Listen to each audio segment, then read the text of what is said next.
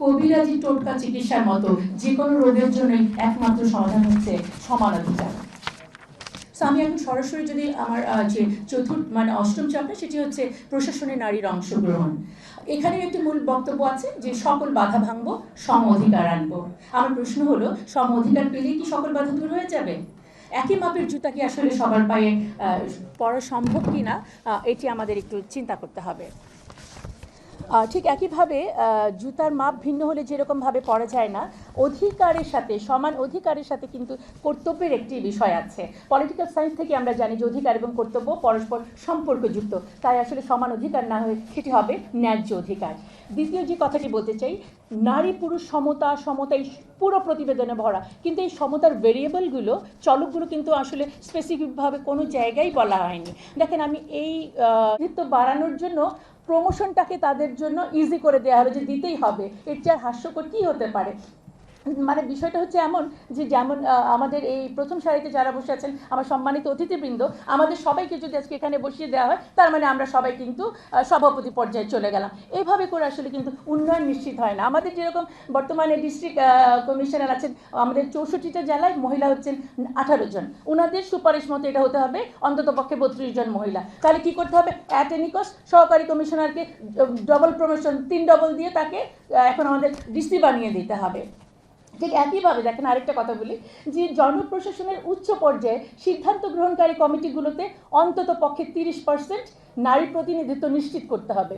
এটা শোনার সাথে সাথে আমার মাথায় আসে যে তারা কি কোনো কমিশন নাকি তারা ডোনার আমার ওপর ইম্পোজ করছে যে আদারওয়াইজ ফান্ড পাওয়া যাবে না।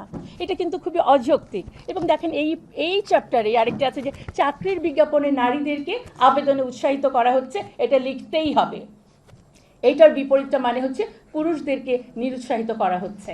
এটি কি আরেকটি বৈষম্য সৃষ্টি করার একটি পায়তারা নয়? এবং দেখেন, লাস্ট আমি এটা নিয়ে যেটি বলতে চাই যে জনপ্রশাসনের সকল আইনকে নারী উন্নয়ন নীতির সাথে সামঞ্জস্য বিধান করে ইমপ্লিমেন্ট করতে বলেছে। যে নারী উন্নয়ন নীতি, আমার দেহ আমার সিদ্ধান্ত, আমার হাত মুখ পা দিয়ে যা ইচ্ছা তাই করবো। আমি কি বিবস্ত্র হয়ে জনসম্মুখে যাব? আমার দেহ তাই, সেটা আমার সিদ্ধান্ত। ব্যক্তিগত স্তর কোন জায়গায় নিয়ে গেলে আমাদেরকে চিন্তা করতে হবে। এবার চলে আসি পারিবারিক লেভেলে। পুরুষ হয়ে গেল নারীর প্রতিপক্ষ, হাজব্যান্ডের বিরুদ্ধে আমরা এখন ফৌজদারি মামলা করব সেই ম্যারিটাল রেপ নিয়ে। এই যে দাম্পত্য কলহে আরেকটা নতুন ইস্যু কিন্তু ঢুকিয়ে দিলেন। এটার শত্রু হয়ে গেল হাজব্যান্ড। এবার আসেন, সম্পদের যতটুকু আমরা পাওয়ার কথা ছিল ওটাই পাই না। নারীরা বাবা এবং ভাইয়ের সাথে সেটা নিয়ে কিন্তু অনেক ভাইদের সাথে অনেক ধরনের কলহ আছে। এখন আপনি আমাকে আরও 1 ডিগ্রি বাড়িয়ে দিলেন। মানে পরিবারে হাজব্যান্ড, ভাই, বাবা সবাই আমাকে আমার শত্রু হলো। এবার চলে আসি সমাজ লেভেলে। সেখানে কি হলো? পতিতাবৃত্তিকে করে দিলেন আপনি লিগ্যাল পেশা হিসাবে। একদিকে স্বামীর বিরুদ্ধে আমরা দেব ফৌজদারি মামলা ম্যারিটাল রেপের, বেচারা কেন তখন সংসার করতে যাবে? উনি তো পতিতালয়ে চলে যাবেন, সেখানে তো আর মামলা খাওয়ার কোনো ভয় নাই। নৈতিকতা, অশ্লীল যে শব্দগুলো ব্যবহার করা যাবে না, নৈতিকতা, অশ্লীলতা, সুস্থ বিনোদন, শালীনতাপূর্ণ পোশাক, ধর্মীয় অনুভূতি। আমি এই কথাগুলো গণমাধ্যমে বলতে পারবো না। আমি গণমাধ্যমকে তাহলে কোন পারপাসে ব্যবহার করছি? আরেকটা শব্দ, গণমাধ্যমে জেন্ডার স্টেরিওটাইপ কথা, ঘরের কাজ শুধু নারীর এবং নারীরা ধূমপান করবে না, এই কথাগুলো বলা যাবে না। আমি বলতে চাই ধূমপান তো নারী পুরুষ দুজনের জন্যই খারাপ, তাহলে নারীরা ধূমপান করবে না এই কথাটা বলা যাবে না কেন? আমাদের উদ্দেশ্যটা বুঝতে হবে তাদের। এবং ধর্মের সাথে সাংঘর্ষিক আইনের ফলে সামাজিক অবস্থা কতটা অস্থিতিশীল হয়েছে আমরা তাদের রিপোর্ট প্রদানের পর থেকে এখন পর্যন্ত এটি বুঝতে পেরেছি। তাহলে ব্যক্তিগত লেভেল, পারিবারিক লেভেল, সামাজিক লেভেল ক্লিয়ার।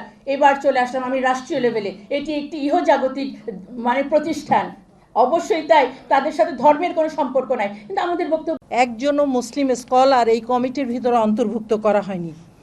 এবং আমরা খুব দুঃখজনকভাবে লক্ষ্য করলাম যিনি কমিটি প্রধান বোধ করেননি। এটি অত্যন্ত আপত্তিকর একটি কথা। এবং আমরা মনে করি যে এই কমিশন কাদের জন্য আসলে সুপারিশ তৈরি করেছে। যদি নারীদের জন্যই হয়ে থাকে এই সুপারিশ, তাহলে এই সুপারিশে এই দেশের জনগোষ্ঠী 90% মুসলিম দেশের জনগোষ্ঠীর জন্য যদি এই কমিশনের সুপারিশ তৈরি হয়ে থাকে, তাহলে তাদের কোনো স্কলারকে কেন এর ভিতরে অন্তর্ভুক্ত করা হয়নি বা কেন প্রয়োজন মনে করেনি? তারা বলেছে যারা ধর্ম মানে না তাদের জন্য এরকম একটি সেকুলার আইন তারা তৈরি করতে চায়। অথচ আমরা এখানে উল্লেখ করতে চাই যে রক্তক্ষয়ী 24শে জুলাই গণ অভ্যুত্থানের পরে এই দেশে এই অন্তর্বর্তীকালীন সরকার গঠিত হয়েছে এবং যাদেরকে উসিলা করে এই নারী কমিশন তৈরি হয়েছে, সেই জুলাই অভ্যুত্থানে হিজাবধারী, পর্দাধারী, নেকাবধারী অসংখ্য মুসলিম নারী অংশগ্রহণ করেছিল। সুতরাং তাদেরকে বাদ দিয়ে অথবা তাদের কথা আমলে না নিয়ে তারা কিভাবে বলতে পারে যে এটার প্রয়োজন তারা মনে করেন, এটি অত্যন্ত আপত্তিকর। আমি মনে করি যে এটি কখনোই গ্রহণযোগ্য হতে পারে না। দ্বিতীয় যে কথাটি বলেছে যে 24শে জুলাই অভ্যুত্থানকে উপেক্ষা করে সারা নারী কমিশনের এই সুপারিশের মধ্যে কোথাও তারা এই কথাটি উল্লেখ করেনি যে এই আন্দোলনে যারা শহীদ হয়েছে, জীবন দিয়েছে, আহত হয়েছে, তাদের কথা কোথাও এখানে উল্লেখ করা হয়নি। এটিও একটি আপত্তিকর বিষয়, যেটা আমরা আসলে গ্রহণ করতে পারিনি। এবং নারী বীরাঙ্গনাদের অন্তর্ভুক্ত করতে বলা হয়েছে পাঠ্যপুস্তকের ভিতরে। আমরা মনে করি যে সেটি করা হোক, কিন্তু তার পাশাপাশি অবশ্যই 24-এর এই গণ অভ্যুত্থানে এই রক্তপিচ্ছিল পথে যারা জীবন দিয়েছে, যে সমস্ত নারীরা আহত হয়েছে, তাদেরকে অবশ্যই এই পাঠ্যপুস্তকের অন্তর্ভুক্ত করতে হবে। সম্মানিত সুধীজন, নারী সংস্কার কমিশনের প্রতিবেদনে আমরা দেখেছি প্রায় প্রত্যেক অধ্যায়ের আগেই একটি স্লোগান রয়েছে। 4র্থ অধ্যায়ে এরা লিখেছে, এখানে একটি স্লোগান রয়েছে, পুরুষের ক্ষমতা ভেঙে গড় সমতা। সম্মানিত সুধীজন, ক্ষমতা কি শুধু পুরুষের? ক্ষমতা উভয়ের একটি বিষয় এবং একটি নৈবেক্তিক বিষয়। এবং এখানে আমরা উল্লেখ করতে চাই, একটি পরিবারে, একটি সমাজে, একটি রাষ্ট্রে নারী পুরুষের উভয়ের অধিকার, উভয়ের মর্যাদা নিয়েই একটি সমাজ সংসার তৈরি হয়ে থাকে।